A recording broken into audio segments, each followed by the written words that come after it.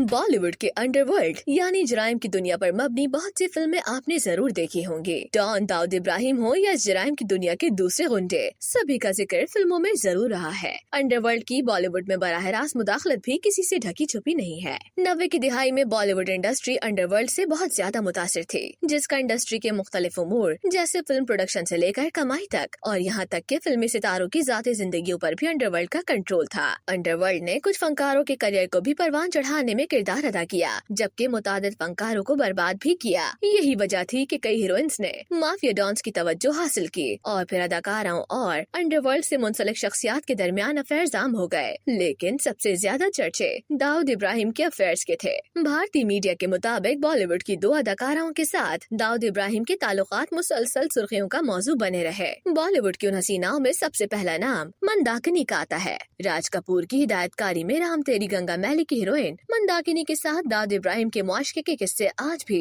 बॉलीवुड में गूंजते हैं। भारतीय मीडिया के मुताबिक मंदाकिनी भी अंडरवर्ल्ड डॉन की मोहब्बत में गिरफ्तार थीं। दोनों को मुतादिद मौक़ों पर एक साथ देखा गया। उनकी एक साथ कई तस्वीर भी सोशल मीडिया पर गर्दिश करती रहती हैं। दाऊद इब्राहिम और अदाकारा मंदाकिनी ने एक साथ काफी वक्त गुजारा, लेकिन फिर नामालूम वजूहात की बिना पर आखिरकार उनकी कुर्बत खत्म हो गयी। मंदाकिनी और दाऊद इब्राहिम का रिश्ता खत्म होने के बाद अदाकारा ने अचानक फिल्म इंडस्ट्री से दूरी इख्तियार कर ली। हालांकि उन दिनों वो काफी मशहूर हो चुकी थीं। मजीद फिल्में भी ऑफर होने लगी, लेकिन अदाकारा इंडस्ट्री से गायब हो गयी। बरसों बाद ये खबर सामने आई कि मंदाकिनी ने नेपाल के एक डॉक्टर से शादी कर ली और अब वो अपने खानदान के साथ खुशगवार जिंदगी गुजार रही हैं। भारतीय मीडिया का दावा है कि मंदाकिनी के बाद पाकिस्तानी अदाकारा ने दाऊद इब्राहिम की जिंदगी में एंट्री दी और उस अदाकारा का नाम अनीता अयूब है, जो उस वक्त बॉलीवुड की चंद फिल्मों में नजर आने के बाद इंडस्ट्री में अपना एक अलग मुकाम हासिल करने की कोशिशों में मसरूफ थी। रिपोर्ट के मुताबिक दाऊद के साथ अनीता अयूब के ताल्लुकात परवान चढ़ने लगे